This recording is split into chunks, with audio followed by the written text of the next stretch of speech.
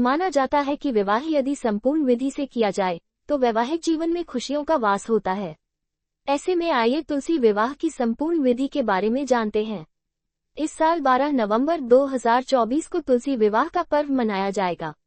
इस दिन शुभ मुहूर्त शाम 5:29 से लेकर शाम 7:53 तक रहेगा। 2 days ago, तुलसी विवाह पौराणिक कथा। एक बार शिव ने अपने तेज को समुद्र में फेंक दिया था। उससे एक महातेजस्वी बालक ने जन्म लिया। यह बालक आगे चलकर जलंधर के नाम से पराक्रमी दैत्य राजा बना। इसकी राजधानी का नाम जलंधर नगरी था। दैत्यराज कालनेमी की कन्या वृंदा का विवाह जलंधर से हुआ।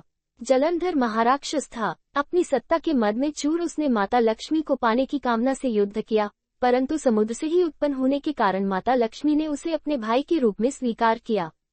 वहां से पराजित होकर वह देवी पार्वती को पाने की लालसा से कैलाश पर्वत पर गया। भगवान देवाधिदेव शिव का ही रूप धरकर माता पार्वती के समीप गया, परंतु मां ने अपने युगबल से उसे तुरंत पहचान लिया तथा वहां से अंतर्ध्यान हो गई। देवी पार्वती ने क्रुद्ध होकर सारा वृतांत भगवान विष्णु को सुनाया। जलंधर की पत्नी वृंदा अत्यंत पतिव्रता स्त्री थी।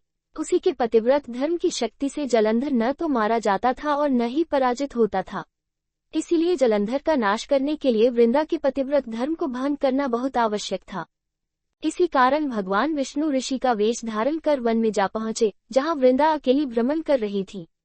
भगवान के साथ 2 मायावी राक्षस भी थे, जिन्हें देखकर वृंदा भयभीत हो गई। ऋषि ने वृंदा के सामने पल में दोनों को भस्म कर दिया। उनकी शक्ति देखकर वृंदा ने कैलाश पर्वत पर महादेव के साथ युद्ध कर रहे अपने पति जलंधर के बारे में पूछा। ऋषि ने अपने माया जाल से 2 वानर प्रकट किए। एक वानर के हाथ में जलंधर का सिर था तथा दूसरे के हाथ में धड़। अपने पति की यह दशा देखकर वृंदा मूर्छित होकर गिर पड़ी। होश में आने पर उन्होंने ऋषि रूपी भगवान से विनती की कि वह उसके पति को जीवित करें। भगवान ने अपनी माया से पुनः जलंधर का सिर धड़ से जोड़ दिया, परंतु स्वयं भी वह उसी शरीर में प्रवेश कर गए। वृंदा को इस छल का तनिक भी आभास न हुआ। जलंधर बने भगवान के साथ वृंदा पतिव्रता का व्यवहार करने लगी, जिससे उसका सतीत्व भंग हो गया। ऐसा होते ही वृंदा का पति जलंधर युद्ध में हार गया। इस सारी लीला का जब वृंदा को पता चला तो उसने क्रुद्ध होकर भगवान विष्णु को हृदयहीन शिला होने का श्राप दे दिया।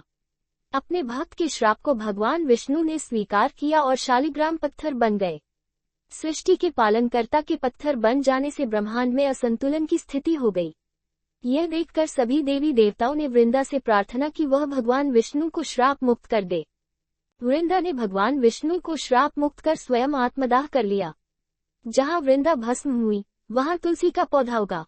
भगवान विष्णु ने वृंदा से कहा, हे वृंदा, तुम अपने सतीत्व के कारण मुझे लक्ष्मी से भी अधिक प्रिय हो गई हो। अब तुम तुलसी के रूप में सदा मेरे साथ रहोगी। तब से हर साल कार्तिक महीने के देव उठावनी एकादशी का दिन तुलसी विवाह के रूप में मनाया जाता है।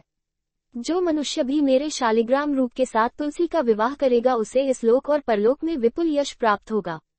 उसी दैत्य जलंधर की यह भूमि जलंधर नाम से विख्यात है। सती वृंदा का मंदिर मोहल्ला कोट किशनचंद में स्थित है। कहते हैं कि इस स्थान पर एक प्राचीन गुफा भी थी जो सीधी हरिद्वार तक जाती थी। सच्चे मन से 40 दिन तक सती वृंदा देवी के मंदिर में पूजा करने से सभी मनोरथ पूर्ण होते हैं। जिस घर में तुलसी होती है वहां यम के दूत भी असमय नहीं जा सकते। मृत्यु के समय जिसके प्राण मंजरी रहित तुलसी और गंगा जल मुख में रखकर निकल जाते हैं वह पापों से मुक्त होकर वैकुंठ धाम को प्राप्त होता है। जो मनुष्य तुलसी व आंवलों की छाया में अपने पितरों का श्राद्ध करता है उसके पितर मोक्ष को प्राप्त हो जाते हैं। चैनल को लाइक और सब्सक्राइब करें।